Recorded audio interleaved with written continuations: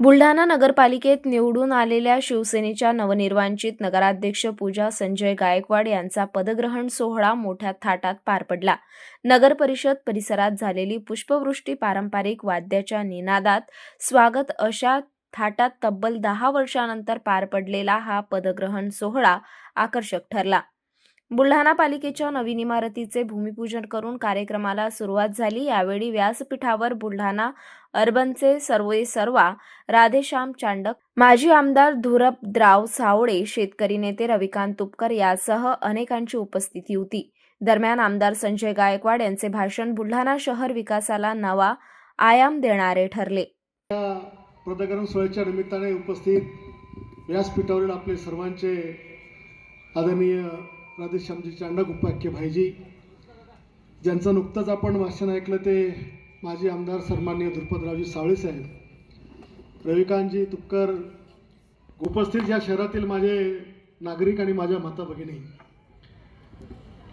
अनेकांनी सांगितलं की मी राजकारणाचं स्वप्न पाहिलं आणि त्याच्यामुळे आमदार झालो किंवा नगराध्यक्ष झालो. स्वप्न पाहिलं नाही.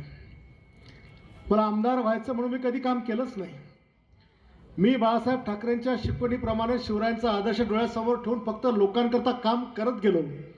जे काय मिळायचं ते कर्तृत्वानं आपोआप मिळत गेलं. आणि भाऊंनी पण सांगितलं की आता हे सगळं सांभाळताना आपल्याला सर्व धर्माच्या लोकांना सोबत घेऊन काम करायचं आहे. आज बुलढाणा शहरात जे चित्र आपण आज नगरपालिकेत पाहत आहात, जात पात धर्म पंथाच्या पलीकडे ही निवडणूक या ठिकाणी आपण पाहिली.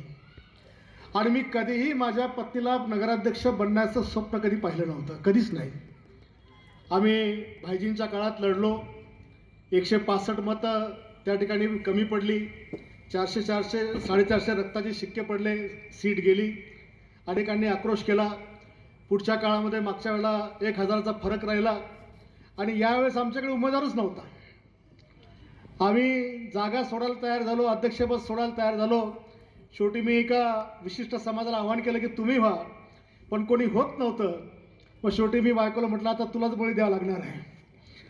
आणि मग ती म्हणे 2दा पडले, आता मला सहन होत नाही, मी काही राहणार नाही. पण आता काळजी करू नको, काही होईल पण तुला पडू देणार नाही. आणि भाईजी आपण बोललात की इतके नगरसेवक अपेक्षित नव्हते. आपल्या व्यासपीठावर राजेशजी आहेत, कमलेशजी आहेत, त्यांना विचारा. 2 दिवस आधी त्यांना सांगितलं तुम्ही 22+ चाललोय म्हणून, 22+ नगरसेवक चाललोय म्हणून. 26 टार्गेट होतं माझं, 26 जिंकणार होतो, पण झालं थोडं कमी जास्त. पण पहिल्यांदा इतकं मांड्याड या नगरपालिकेमध्ये मिळालं आणि त्याचा निश्चितपणे फायदा या शहराकरता आपल्याला करायचा आहे.